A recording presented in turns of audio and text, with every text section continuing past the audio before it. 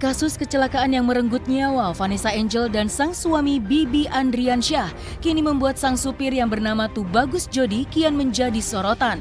Masih menjadi tanda tanya terkait sosok Tubagus Jody. Terkait namanya saat ini kian ramai diperbincangkan. Telah resmi dijadikan tersangka, kini Tubagus Jody selaku pengemudi mobil yang menjadi sebab akibat kecelakaan yang menewaskan Vanessa Angel dan Bibi Andriansyah kini harus mempertanggungjawabkan perbuatannya atas kelalaiannya yang membuat kedua majikannya tersebut tewas seketika.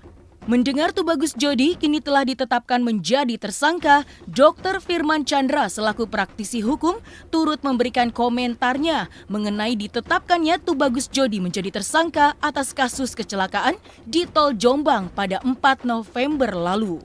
Oke, terima kasih. Saya Dr. Firman Chandra. Saya coba menjelaskan dari sisi konstruksi hukumnya. Kira-kira apa sih yang terjadi dan apa yang akan dikenakan oleh seseorang yang mengakibatkan orang lain meninggal. Betul, namanya pidana umum, kepolisian memiliki hak prerogatif untuk melakukan sebuah penyelidikan sebelum penyidikan.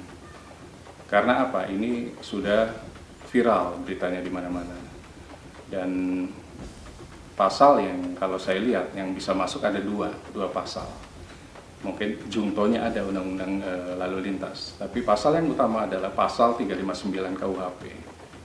Artinya pasal yang karena kelalaian culpa yang mengakibatkan orang lain meninggal dunia, maka akan diancam hukumannya 5 tahun.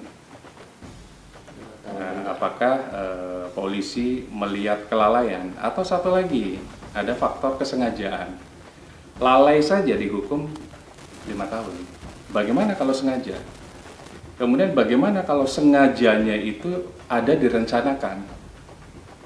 Sebuah proses tindak pidana kalau sudah direncanakan berarti kalimatnya akan diperberat. Nah, pasal yang bisa dikenakan kalau memang polisi pada saat melakukan investigasi, penyelidikan itu menemukan ada unsur perencanaan dan disengaja. Pasal yang masuk adalah pasal 340 dan ancaman hukumannya bisa hukuman mati atau hukuman seumur hidup karena membuat orang lain meninggal. Jadi pembunuhannya jelas diperberat.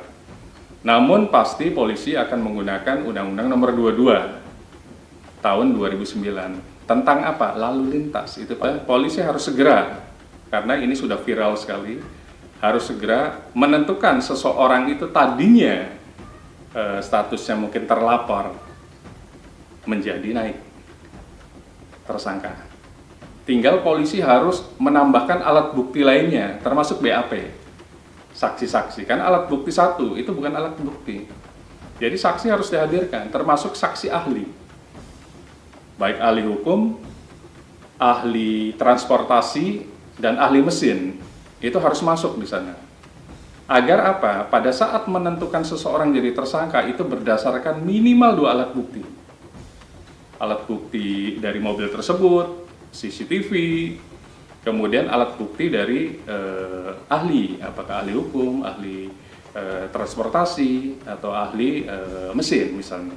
Supaya dengan lengkap tadi, polisi bisa segera melimpahkan ke sebuah penuntutan, namanya P19, P18, P19.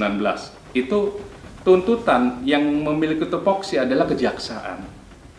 Kalau penyidik atau penyelidiknya dari Polda Jatim, berarti jaksa penuntut umumnya itu harus dari Kejaksaan Tinggi Jawa Timur.